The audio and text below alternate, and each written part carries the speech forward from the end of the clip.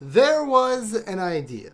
An idea to bring together a group of tried and true yet remarkable gameplay ideas to see if they could form something more. See if they could combine into something beautiful when we needed a game about the most popular IP in the world right now. That game was Square Enix's Marvel's The Avengers. And that mishmash of gameplay ideas solidified into an experience that is all over the place.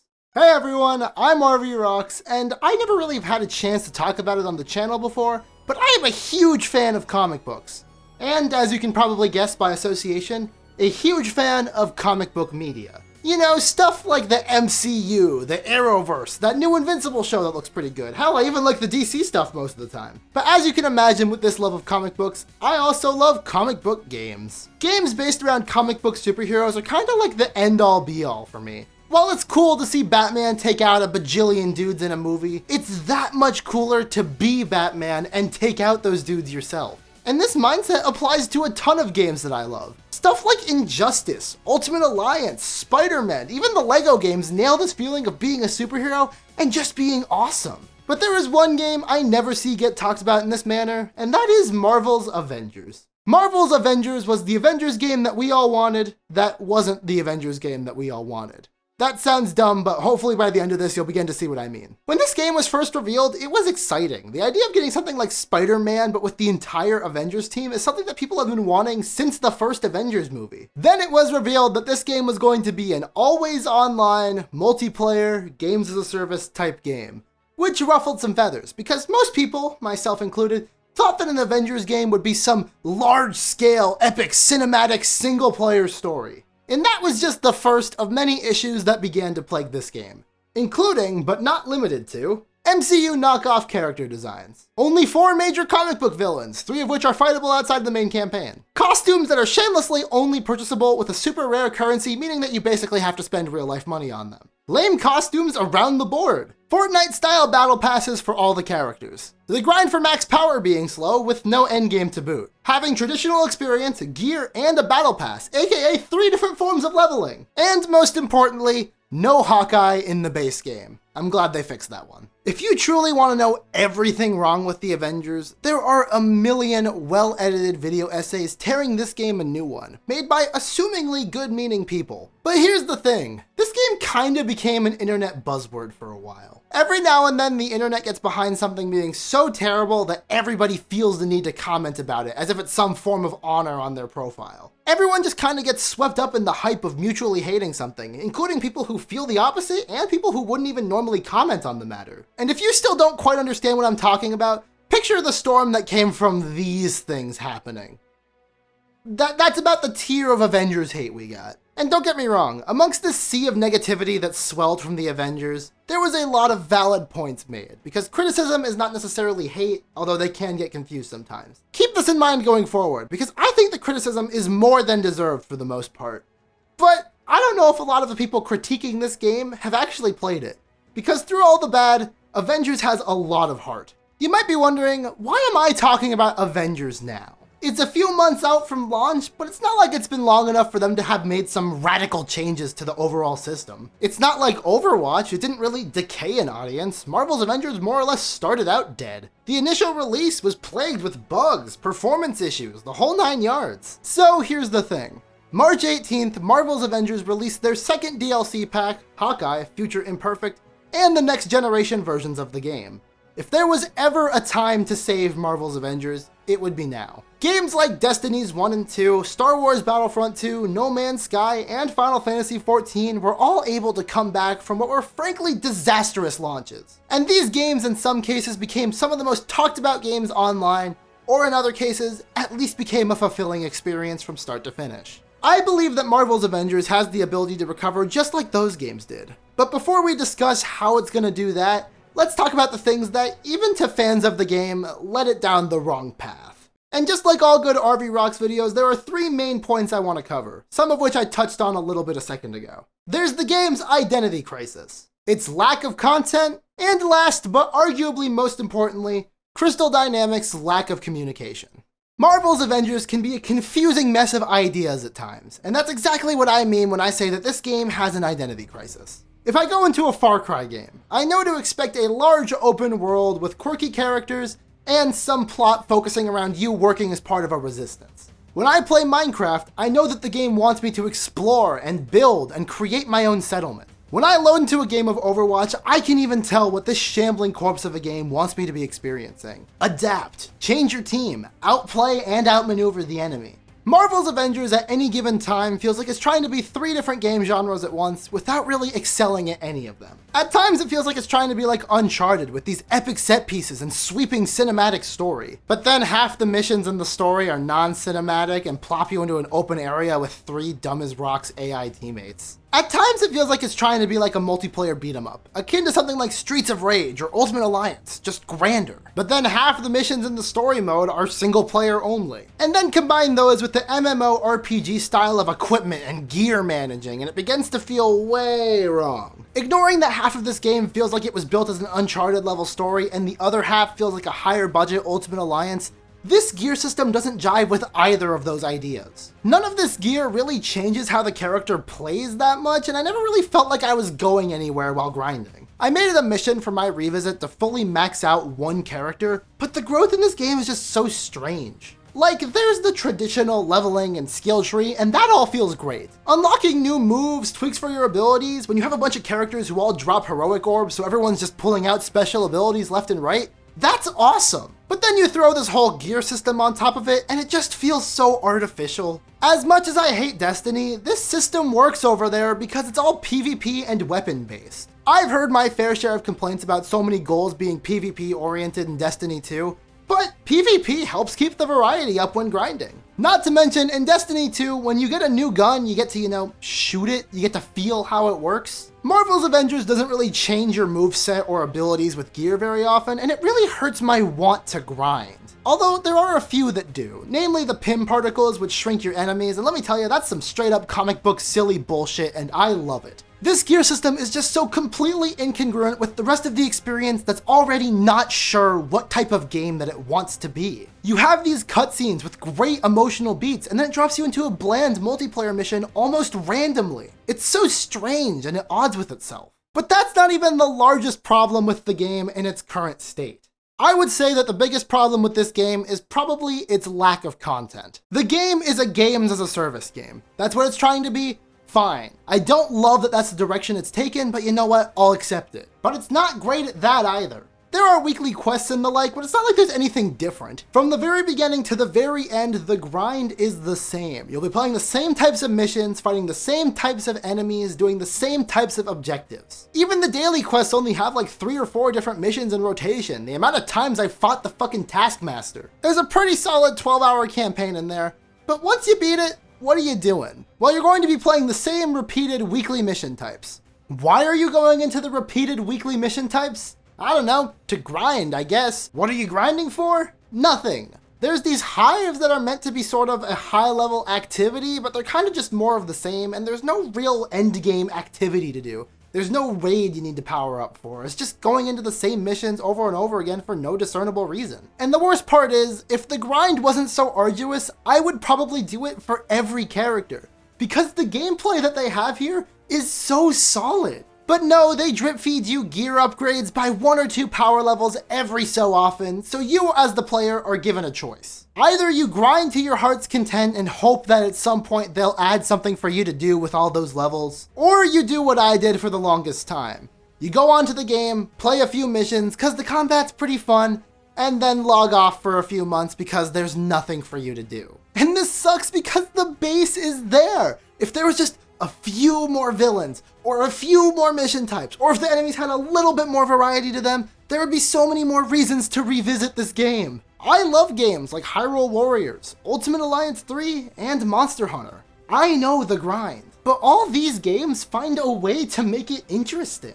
Whether it be always giving you something just out of reach, a robust crafting system with so many materials for you to be farming at all times. Or, just as I said earlier, more unique mission types. And these missions really feel like they drag sometimes too. Each one is like an open world-ish area with a few objectives, some of which are optional. And then in every mission you go into this bunker and do some other thing. They all feel the same, and the bunker segments especially feel like a slog. There's the harm room challenges, which kinda act as a horde mode, which can be pretty fun. but you can't even get gear in these, so why bother? Content and content delivery are such a big part of a games as a service game. And ideally, they'd want players to be playing this game for a very long time, even in between big drops. However, with Avengers, there has been very long droughts of anything between character releases. Drip feeding out these new characters wouldn't be a problem if there was bits of story between them. Cause when it comes down to it, the story is the best part of this game. Like, the Kate Bishop story DLC was great. I loved doing all the different shit with her. I thought she played fun and that she had her own niche on the team. But then afterwards, I just put the game down again. They need something to keep you invested between these large expansions. Whether it be giving you fun new artifacts to play with between character drops, or just reinventing the whole grind. But they need something to keep you invested. Maybe the fix that I'm looking for is reinventing some of the main systems in play right now. But other games have done that, so why not Avengers? But all of this won't matter if Crystal Dynamics doesn't tell the player base what's happening. Kinda Funny co-founder and one of the only other people I've found who actually likes this game, Greg Miller, did a great write-up about how Crystal Dynamics could fix this game. Long story short, Crystal Dynamics really wants to keep their hands close to their chest, kinda like how the MCU did for a while, leading to most of the Avengers community relying on leakers to see that there's any hope of future content coming to the game. The problem is, without expressly detailing what they are working on, this game is doomed to become Marvel's anthem. They want to save reveals for headlines, just like the MCU, but the fact of the matter is the Avengers game does not have that pull. They put out this roadmap, but it still only feels like I'm seeing half of the story. I'm gonna speak anecdotally off script here for a second. Fortnite was a game that I only had a passing interest in. It was one of those games I'd boot up every now and then because it was free and me and my friends would laugh at it and be like, this game's stupid. But then they started adding all these weird, crazy cameos to the game. And while a lot of people I still see in comments going like, stop with the crossovers, give us more lore, which I think they're doing right now, so good on you.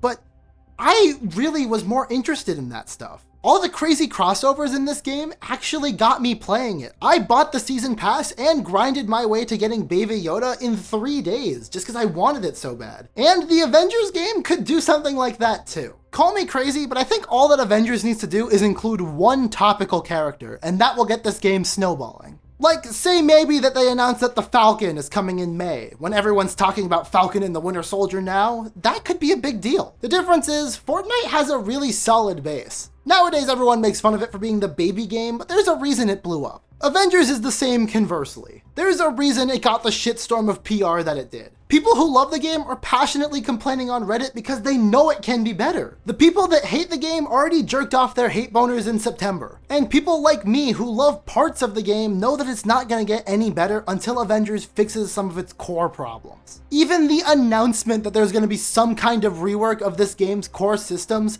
will turn heads. You have the Avengers. All those people who initially looked away because of the game's other larger problems would come back in droves if you just stopped pretending the game was a hit and actually announced that fixes were coming. Despite all of that though, I still like the game. I think it's all too easy to be swept up in the negativity and forget the parts of this game that really make it stand out. All those people on Reddit complaining about wanting new content or terrible enemy behavior just want the game that they love to be the true Avengers experience they were promised initially. Most of the people who've actually played this game seem to share this sentiment too. Reviews by IGN's Tom Marks or The Completionist both lampoon the disastrous decisions made for this game, but acknowledge that at its core, it's fun and endearing. I think everyone has that one game that they acknowledge has issues, but still love it to its core.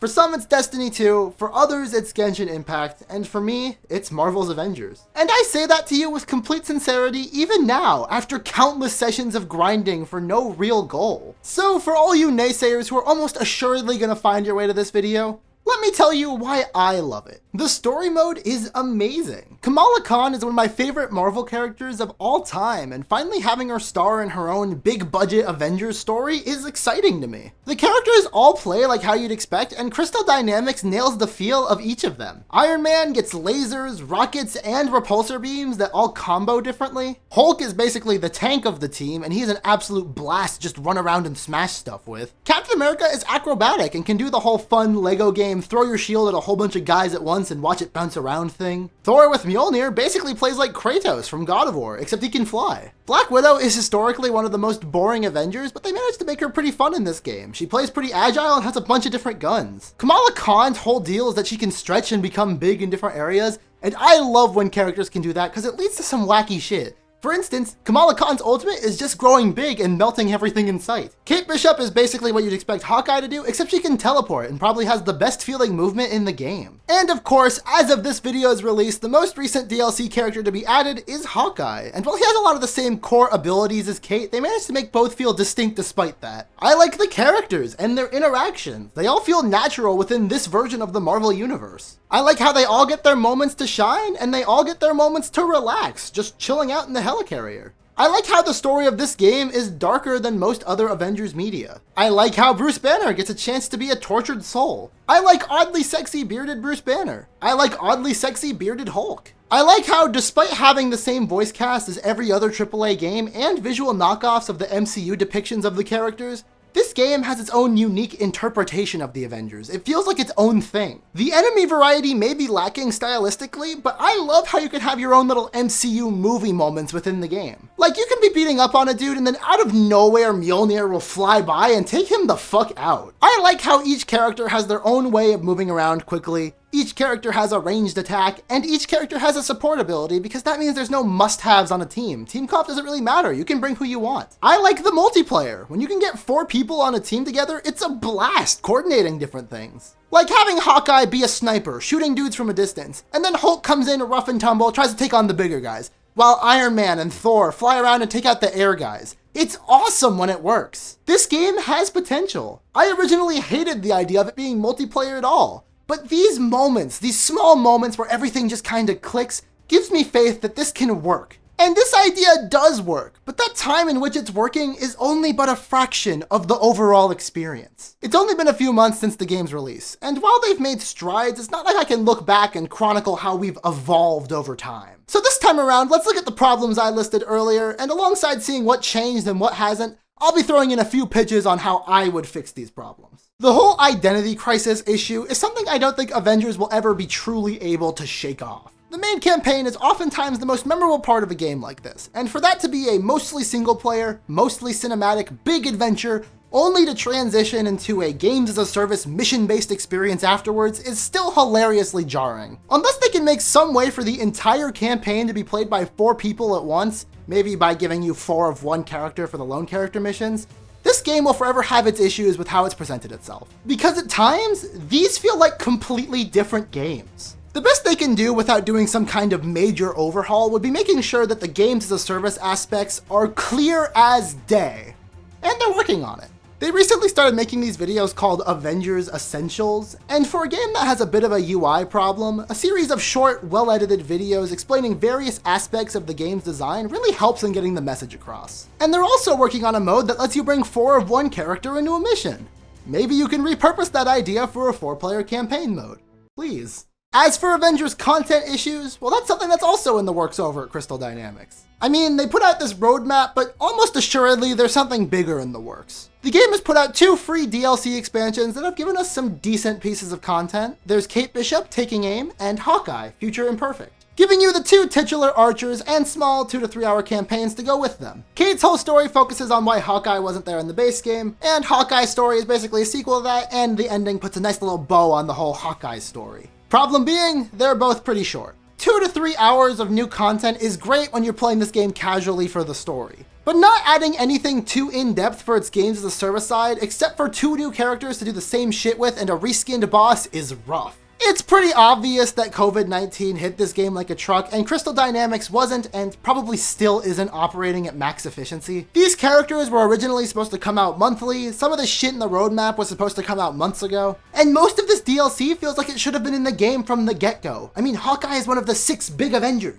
After the lackluster launch, monthly characters and big updates would have helped smooth the landing for Avengers, but then things just kept getting delayed. But to Crystal Dynamics' credit, the things that they are adding are making a splash. Kate Bishop was an odd choice for the first DLC character because she's not really relevant in any current mainstream Marvel media. But Hawkeye has gotten people playing again. Being the 6th main Avenger, people are excited to have the whole team in action. And that Black Panther trailer, holy shit, he looks awesome! This costume looks better than the MCU's current one. The comment section and all across social media, people are saying things like, oh, I didn't pick this one up, but I'll play it for T'Challa. Like, even a weaker Avengers game is still an Avengers game. People love these characters. You know, if they ever got back to this monthly release cycle for characters, people would be picking this shit up in droves if they just coordinated a little bit with the MCU. Crystal Dynamics, if someone over there somehow manages to stumble upon this video, make the next 7 DLC characters the biggest non-deep cut characters you can.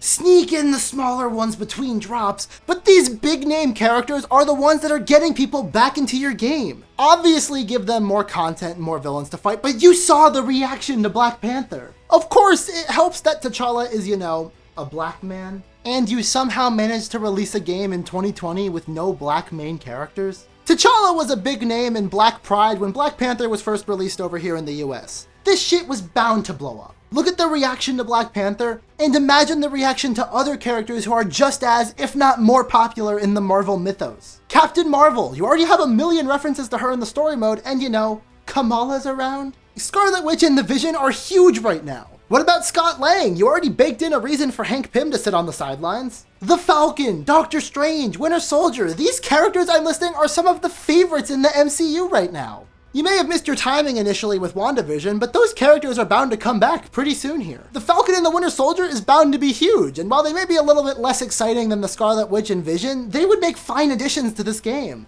And then between those big characters, sneak in the weirder or lazier ones. Like in my ideal world, the first DLC character to come out for this game would have been Captain Marvel. She already has a ton of appearances in the game. The ending of story mode immediately made me think that she was going to be the next tie-in. And she has what looks to be a finished model already. Carol Danvers is one of the bigger characters in the Marvel universe, and Kamala is the main character of this game. It would have made a good epilogue story. Sidetracking a bit, Super Smash Bros. Ultimate does this thing called Echo Fighters. Essentially, they're bonus characters who act as near-exact clones of other characters because they share a lot in common. Ryu to Ken, Samus to Dark Samus, Princess Peach to Princess Daisy, you get it. Why don't we have a similar thing happening in Avengers? It's a superhero story, and there's nothing more superhero story than a character having very similar powers or abilities to another character or their enemy. Now don't get me wrong, I know that one-to-one clones in a game like this would be a terrible idea from both a gameplay and progression standpoint. I'm thinking reused assets and moves from one character to fit another character's purpose. Kinda like how Kate and Hawkeye reuse similar ideas and moves without really treading on each other's ground. You could hypothetically give War Machine some of Iron Man's punchy and kicky attacks and probably his skeleton and not have to develop a whole new character from scratch. I'm just gonna rattle off a few characters you could do similar things for. You know, the aforementioned War Machine, Amadeus Cho, Yelena Belova, and Beta Ray Bill could all work great with this idea. There's a lot of potential here. Same goes for bosses. Maestro is basically just a clone of Abomination. For some extra variety, why not reuse some hero movesets in there too? It's been talked to death about how most Avengers have like a bad guy version of themselves, so why not incorporate them here? Red Hulk, Crimson Dynamo, you could add Loki and just have him transform into other heroes. There's so much to work with. I think Crystal Dynamics knows that the characters they have are their strongest asset right now. So either prioritize making them more frequently, or if they're gonna remain staggered, give them more to do in the meantime. And lastly, the communication issues. And let me tell you, Crystal Dynamics has really stepped up their game. In the time I spent writing this script, they've actually done something really positive in this regard. They used to do these play with the dev streams where they'd stream the game and, well, you do exactly that, you play with the devs. But recently, they changed it to be more information focused over gameplay, and that is perfect. I love this game, and presenting information in a down-to-earth manner to a fanbase starved for content is awesome. This is a great way to keep people who may not know much about the game in its current state invested. And you know, this roadmap they announced, I still think they're hiding things from us, or they're just really that unsure of what the game's gonna look like going forward. But even just having a roadmap is a nice addition, even for admittedly lackluster content. So in this prolific year of 2021, should you get invested in Marvel's Avengers? Well, that's a question with a lot of answers. A lot of people will rightfully get put off by the live service aspects and microtransactions, which are there in your face and pretty shameless. $14 for one skin in an already full-priced game. But as I said earlier, the grand epic Avengers story that we all wanted is still here, just buried beneath all this live service crap. So I'll level with you. Mano y mano, gamer to gamer. Marvel's Avengers has a lot of heart. The initial story mode will last you a decent amount of time, and it's a very good Avengers story. The gameplay is satisfying, each character has a strong moveset with a full skill tree to fill out, and honestly, due to this game having a rough launch, you can get this shit for way cheaper than the initial asking price. You could probably get this game for like $20 at your local GameStop or using the PlayStation Double Deals thing, and $20 as an asking price for a 10 to 12 hour story is already pretty good. Then factor in that you get 2 more smaller story bits and even more to come because of DLC, and if you really liked the gameplay, there's this whole live service missions and grind afterwards for you to sink your teeth into. I give this one a give it a shot out of 10. All things considered, it's a pretty low asking price for a game that may very well cater to you. Of course, there's no way to guarantee that you're gonna like this game, but I really like it, and I'd like if more people gave it a fair shot instead of just hate-mongering around it, even if the hate is sometimes deserved. But hey, as with all live service games, you can't really predict how it's gonna go. Destiny's 1 and 2 both managed to turn themselves around from frankly abysmal launches because of how much people liked the gameplay and wanted to stick with it. Yet Anthem had a small but devoted community and just recently announced the cancellation of the game. Avengers as it stands today is somewhere between these two games, but it also has one of the most popular IP in the world right now at its forefront. So Crystal Dynamics, I leave it to you. Will you let this game fly like it deserves, or will you take it out back behind the shed? Only time will tell.